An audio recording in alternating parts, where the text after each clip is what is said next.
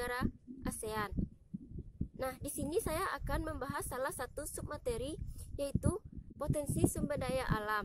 Nah, sebelum masuk ke dalam materi yang saya bahas, terlebih dahulu saya akan menjelaskan kompetensi dasar dan indikator dalam materi yang saya bahas.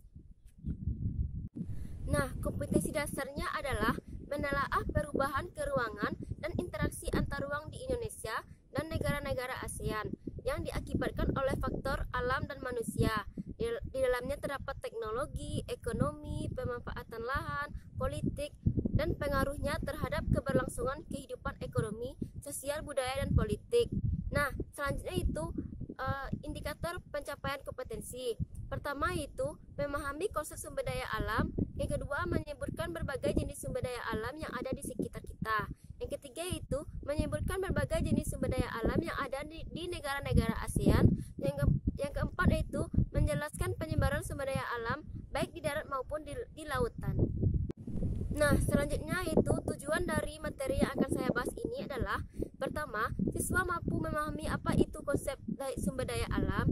Yang kedua itu siswa mampu menyebutkan berbagai jenis sumber daya alam yang ada di sekitar kita. Yang ketiga yaitu siswa mampu menyebutkan berbagai jenis sumber daya alam yang ada di negara-negara ASEAN.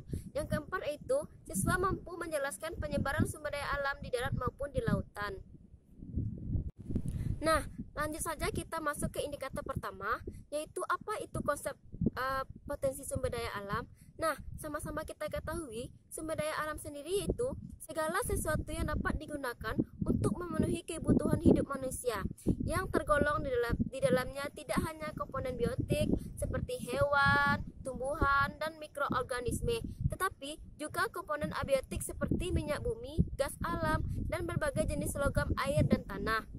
Nah, ini adalah salah satu gambar komponen biotik dan komponen abiotik.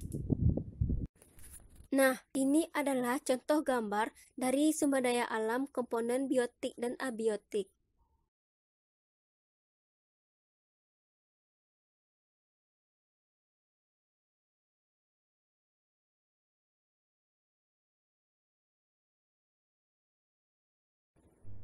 Nah, selanjutnya itu menurut salah satu para ahli, yaitu Suwarya Negara, yang mengatakan bahwa sumber daya alam adalah sebagai unsur-unsur lingkungan alam meliputi fisik maupun hayati yang dibutuhkan manusia untuk memenuhi kebutuhan serta meningkatkan kesejahteraan hidup.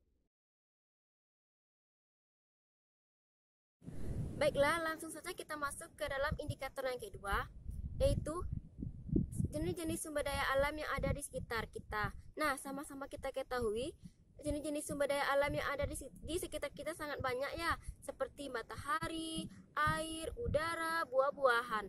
Nah, itulah jenis-jenis sumber daya alam yang ada di sekitar kita.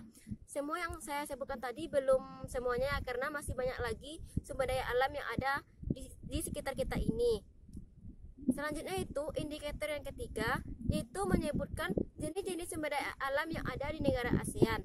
Nah, sama-sama kita ketahui, negara ASEAN sendiri terdiri dari 10 negara, yaitu Indonesia, Malaysia, Filipina, Brunei Darussalam, Laos, Vietnam, Singapura, dan Kamboja. Nah, inilah salah satu peta negara ASEAN. Nah, ini adalah salah satu peta negara ASEAN. Langsung saja kita bahas jenis sumber daya alam yang ada di negara ASEAN ya. Pertama yaitu Indonesia. Nah, Indonesia memiliki sumber daya alam mulai dari potensi yang indah, perairan yang bersih, dan tanah yang subur untuk menjadi tempat tinggal para tumbuhan. Nah, pertama Indonesia memiliki sumber daya alam di bidang pertanian, yaitu rempah-rempah, beras, kopi, kelapa sawit, karet, tebu, dan banyak lagi. Sedangkan di bidang perairan, yaitu menyebabkan Indonesia menjadi rumah yang nyaman bagi ikan-ikan dan hewan air laut lainnya.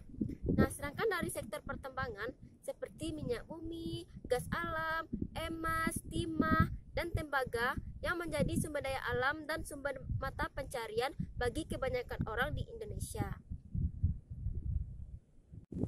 Nah, negara ASEAN kedua itu Malaysia.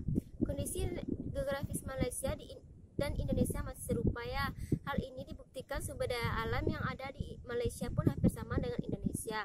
Nah, sumber dayanya pun hampir sama pula dengan Indonesia, seperti pada bidang pertanian, seperti padi, karet, teh, dan kelapa sawit. Sedangkan di bidang pertambangan, yaitu seperti minyak bumi, gas alam, timah, emas, dan bauksit. Nah, selanjutnya itu adalah Brunei Darussalam. Brunei Darussalam. Brunei Darussalam memiliki sumber daya alam pada sektor pertambangan, yaitu minyak bumi, gas alam, sedangkan pada bidang pertanian berupa kelapa, sawit, dan karet. Nah, selanjutnya itu adalah Singapura. Singapura merupakan negara terkecil di ASEAN yang menjadikan negara Singapura tidak memiliki sumber daya alam seperti negara-negara lainnya. Dengan kondisi geografis negara yang strategis, yaitu selatan Semenanjung Malaka, menjadikan negara ini maju karena pelayaran internasionalnya. Nah, selanjutnya itu adalah negara Kamboja. Kamboja memiliki sumber daya alam di bidang pertanian, yaitu karet, beras, kayu, hingga ubi-ubian. Sedangkan pada sektor pertambangan cukup banyak seperti gas alam, minyak bumi, dan batu permata, yaitu berupa safir dan rubi. Nah, selanjutnya itu adalah negara Laos. Negara Laos tidak memiliki laut, namun memiliki sumber daya alam yang sangat dimanfaatkan dengan baik. Negara ini adalah salah satunya atau satu-satunya negara ASEAN yang memberikan listrik secara gratis. Pasokan listrik yang amat besar ini berasal dari pedaman danau besar di Luang Prabang, Laos. Negara Laos juga menghasilkan kayu jati dan cendana. Nah, selanjutnya itu adalah Myanmar. Myanmar yang akan kaya sumber daya alam dan tambangnya, yaitu berupa tembaga, emas, timah, seng, perak, batu permata, gas alam, dan nikel. Sedangkan pada sektor pertanian seperti beras, kacang-kacangan, dan karet. Selanjutnya itu adalah Filipina.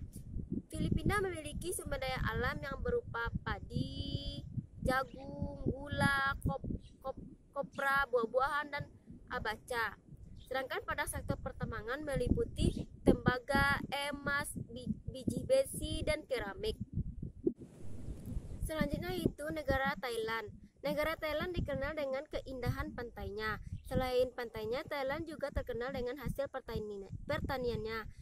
Thailand juga mampu menghasilkan berupa beras, jagung, tebu, ubi-ubian, karet, cengkeh, kayu jati, dan hingga kayu besi. Sedangkan pada sektor pertambangan, yaitu timah, tembang, minyak bumi, gas alam, biji besi, emas, timbal, dan wolfram. Nah, yang terakhir yaitu negara Vietnam. Sumber daya alam yang ada di Vietnam pada sektor pertanian berupa beras, karet, kedelai, kopi, dan teh. Sedangkan pada sektor pertambangan seperti minyak bumi dan batu bara. Nah, selanjutnya itu jenis-jenis SDA menurut kategorinya, yaitu berdasarkan kemungkinan pemulihannya. Pertama yaitu SDA yang tidak dapat diperbarui, yaitu habis dipakai dan tidak dapat dikembalikan. Biasanya diperoleh dari hasil galian atau tambang. Menurut PP nomor 27 tahun 1990, bahan galian digolongkan menjadi 3. Pertama yaitu golongan A, yaitu strategis seperti minyak, gas, batu bara, uranium, aspal, bauksit, dan nikel. Sedangkan golongan B yaitu vital seperti seng, emas, besi, tembaga, perak. Yang terakhir yaitu golongan C, yaitu galian lainnya seperti mika, pasir, kuarsa, marmer, pasir, tanah liat, balerang.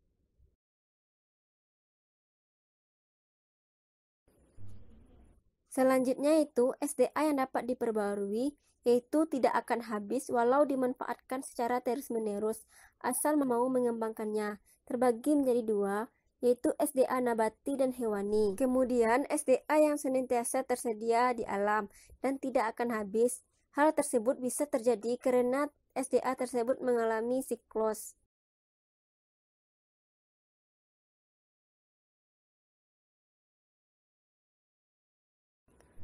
Selanjutnya, berdasarkan sifatnya, SDA terbagi menjadi 2, yaitu SDA fisik yaitu abiotik, semua kekayaan alam yang bukan makhluk hidup.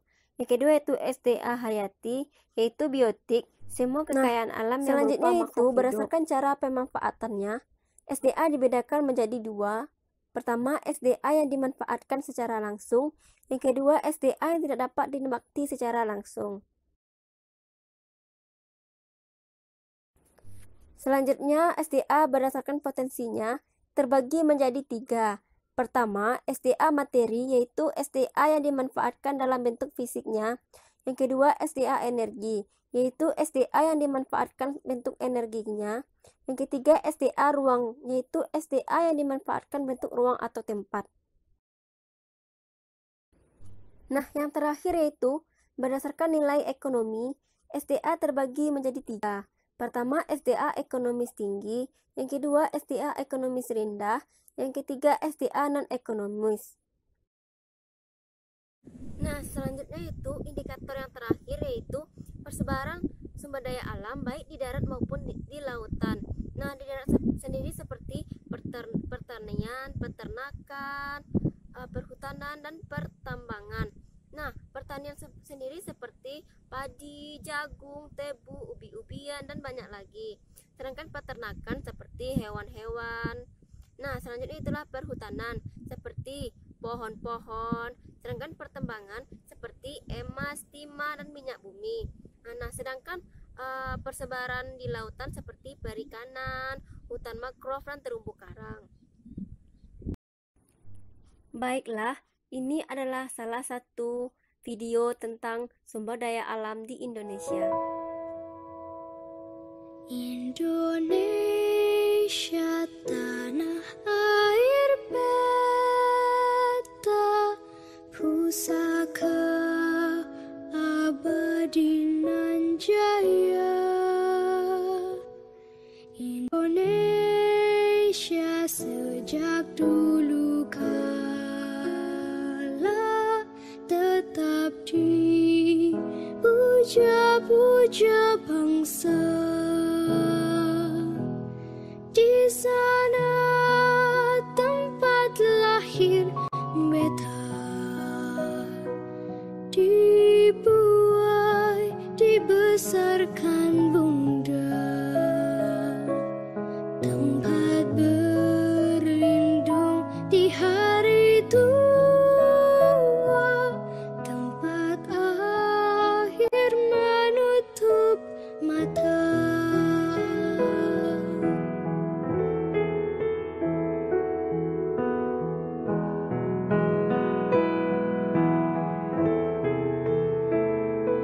Sungguh indah tanah air beta, tiada bandingnya di dunia.